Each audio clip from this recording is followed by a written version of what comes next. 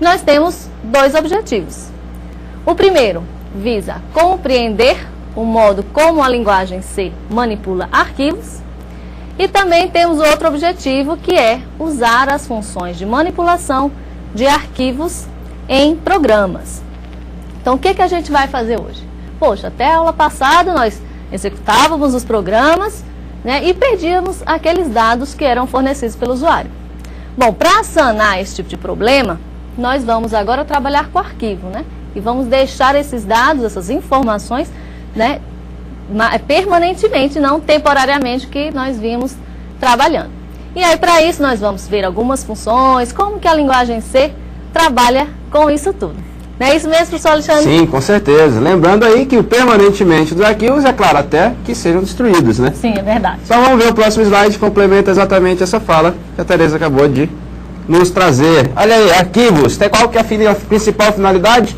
Exatamente o armazenamento de grande quantidade de informações por um grande período de tempo. Então olha só, pessoal, lembrando que quando a gente estava trabalhando até o momento, ao longo do curso, a gente estava trabalhando sempre com memória principal, memória RAM, armazenamento de dados em memória RAM. Por isso era importante o quê? Definir tipo.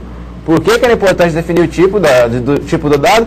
Porque dependendo do tipo de dado, necessitaria de um tamanho diferente de armazenamento dentro da memória RAM, memória principal, ok? Lembrando que a memória principal, como o professor Carlos Henrique e o professor Evanderson falaram, é uma memória volátil, ou seja, cortando energia, perde o dado.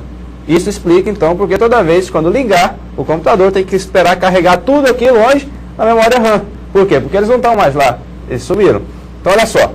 Quando você vai trabalhar com uma grande quantidade de dados, como, por exemplo, cadastros de produtos, cadastros de clientes, toda essa forma, ou seja, que trabalha com dados, como, por exemplo, banco de dados, precisa fazer uso de arquivos. Por quê? Porque arquivos fica o dado armazenado em um meio que não é volátil, ok? Uma introdução, que agora a leitura e gravação em disco, né? Então, operações em disco são executadas em arquivo. Então, embora esteja aí só um HD, mas pode ser no flash, né, no pendrive, enfim, existem outros meios, né, de armazenamento não volátil, armazenamento secundário. Então, existem várias nomenclaturas aí na literatura e vocês podem consultar, mas a ideia é a mesma, são sinônimos, e a ideia é que ele não seja volátil, né, seja utilizado posteriormente, até que apague aquele certo arquivo.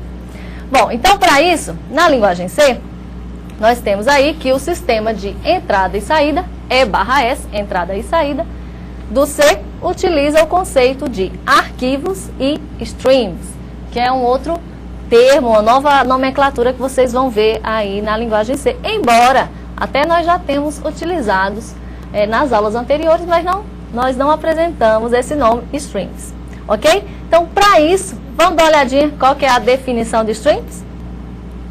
Então, nós temos aí. Então, ok, stream é um dispositivo lógico. Olha só, dispositivo lógico não significa que é um dispositivo físico. É lógico, funciona, ele existe virtualmente.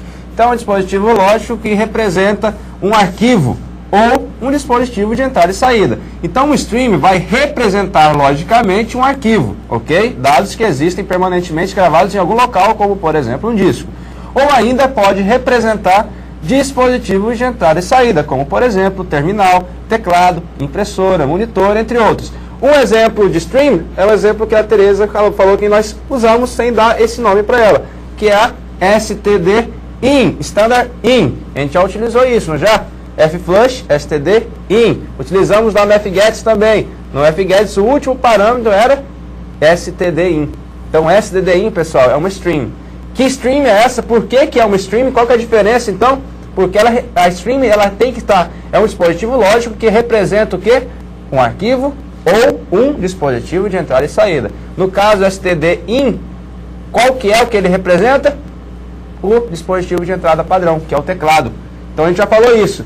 Que o STD-IN, na verdade, é um buffer do teclado, né? A gente precisava limpar o buffer do teclado quando nós utilizamos o F-Flush. Na verdade... O STD-IN, Standard IN, é um stream, ou seja, é um dispositivo lógico, ela existe fisicamente, sim, na memória do computador, que representa o quê? O teclado. Então, o stream, tenham em mente isso. A gente vai trabalhar com arquivos em C por meio de stream. É um dispositivo lógico que vai representar o arquivo.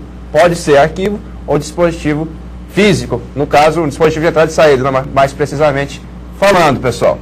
E que a função manipula uma string, pode escrever ou ler tanto em um arquivo no disco, quanto em algum outro dispositivo, como monitor, teclado, tudo isso que o professor Alexandre já apresentou. Então tem tanto a entrada, né, a leitura, quanto a saída. Quando a gente trabalhar com o arquivo agora, nós estamos trabalhando diretamente com o stream. O stream também é conhecido na literatura como fluxo. Alguns autores usam esse termo também. Então vamos aí, mais um slide que nós temos o stream.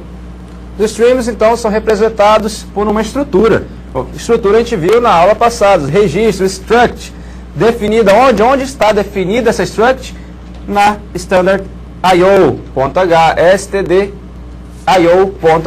Já utilizamos ela, a gente vem recorrentemente utilizando essa estrutura, essa biblioteca, né, pessoal? Então, essa estrutura, o registro da stream está definido dentro da std.io. E qual que é o nome dela? O nome dela é file, ok? F-I-E, não é filé, mas tudo bem, portuguesando, quem quiser falar filé, o importante é saber para que usar, mas o nome correto é file. Lembrando o seguinte, pessoal, acabamos de ver no slide que fala que é um registro, é uma struct, certo? E aí a gente falou na aula passada o quê? Que toda vez que a gente declara um registro, declara uma struct, a gente está definindo um novo tipo de dados. Um novo tipo de dado e não declarando uma variável.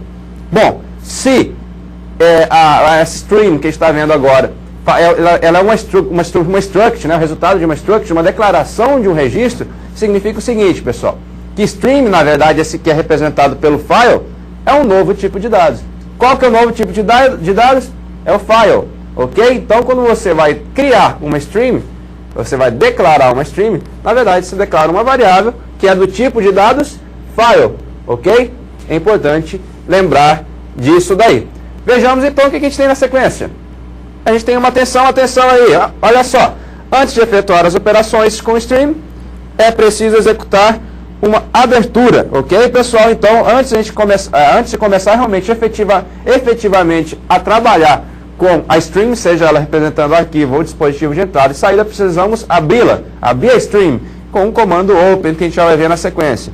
Não havendo mais necessidade de operações, ou seja, manipular a stream, deve-se então fazer o quê? Fechá-la. Fechar o stream com uma operação close. A operação close. Então, olha só. Sempre que a gente for trabalhar com stream, então é importante a gente abrir a stream. Primeira coisa, sempre abrir stream. Vai trabalhar normalmente, a gente vai manipular ela com as funções que a gente vai ver ao longo dessa aula. E no término da manipulação, a gente deve obrigatoriamente fechar a stream com close, ok?